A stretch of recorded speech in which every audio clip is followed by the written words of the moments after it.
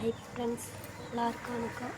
இன்றைக்கி என்ன வீடியோனா, முருங்கைக்காய் எப்படி இருக்குன்னு பாருங்களேன். நிறைய பிஞ்சு விட்ருக்கு பாருங்க. மேலாம்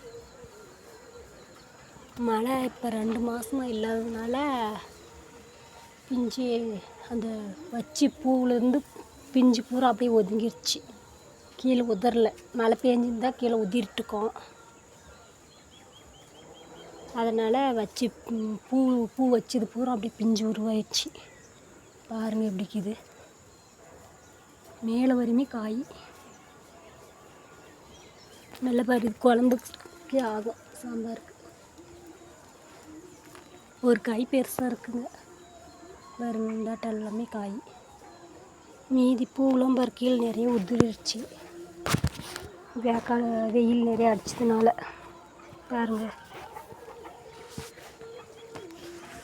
தேங்க்யூ.